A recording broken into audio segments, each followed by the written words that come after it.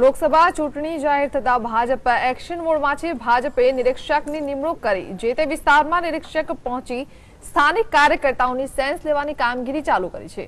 અમદાવાદ પૂર્વની વાત કરીએ તો આ બેઠક પરથી 5 ઉમેદવારોના નામ ચર્ચામાં છે। અહીંથી પરેશ રાવલ ચૂંટણી નહીં લડે એ વાત નક્કી માનવામાં આવે છે। અમદાવાદમાં ભાજપના ખાનપુર કાર્યાલય ખાતે અમદાવાદ પૂર્વ લોકસભા સીટના નિરીક્ષક શંકર ચૌધરી, જીવરાજ ચૌહાણ અને અસ્મિતા સિરોયાની ઉપસ્થિતિમાં બેઠક યોજાઈ।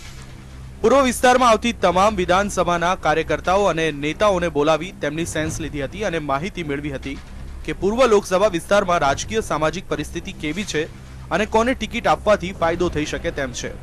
દરેક વિધાનસભામાંથી પ્રમુખ જે અપેક્ષિત કાર્યકર્તાઓ હતા એમાંથી એક વિધાનસભામાં 40-45 જેટલા કાર્યકર્તાઓ આવ્યા અને સિનિયર મોટાભાગની આખી ટીમ આવી છે અને બધા મોટાભાગે સામૂહિક રીતે જ વાત કરી છે અને એક સૂરે બધાએ વાત પણ કરી છે।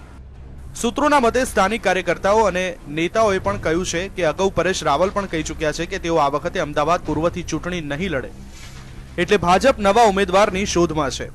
અમદાવાદ પૂર્વની સીટ બ્રાહ્મણને આપવામાં આવે એવું માનવામાં આવી રહ્યું છે। ત્યારે અમદાવાદ પૂર્વ બેઠક પર ચર્ચાતા નામોની વાત કરીએ તો ભાજપે અગાઉ અભિનેતાને ટિકિટ આપી હતી ત્યારે તેને ધ્યાને લઈને સૌથી વધારે મોખરે છે મનોજ જોશી। અટલ બિહારી વાજપેયીની સરકારમાં પ્રધાન રહી ચૂકેલા હરીન પાઠક પણ મેદાનમાં છે, જ્યારે કે ખાડિયા વિધાનસભાના પૂર્વ ધારાસભ્ય ભૂષણ ભટ્ટનું નામ પણ ચર્ચામાં છે। તે અગાઉ બોર્ડ નિગમ ચેરમેન, પૂર્વ કોર્પોરેટર અને ધારાસભ્ય પણ રહી ચૂક્યા છે અને તેમનો રાજકીય વારસો પણ છે। જો પાર્ટી મહિલાને ટિકિટ આપવાનું વિચારે તો પૂર્વ સાંસદ ભાવના દવેનું નામ પણ ચર્ચામાં છે। તે હાલમાં ગ્રંથ બોર્ડના ચેરમેન છે તો જાગૃતિ પંડ્યાનું નામ પણ ચર્ચાઈ રહ્યું છે। તે મહિલા અને બાળ વિકાસ નિગમના ચેરમેન છે અને પૂર્વ ગૃહમંત્રી હરેન પંડ્યાના પત્ની છે। તેમને ગત વિધાનસભા ચૂંટણી વખતે એલિસ બ્રિજ સીટ પરથી ટિકિટ આપવાની હતી, પરંતુ તેમની ટિકિટ કપાઈ હતી। ત્યારે આ વખતે જો પૂર્વમાં મહિલાને ટિકિટ આપવામાં આવે તો તેમને ટિકિટ મળી શકે છે।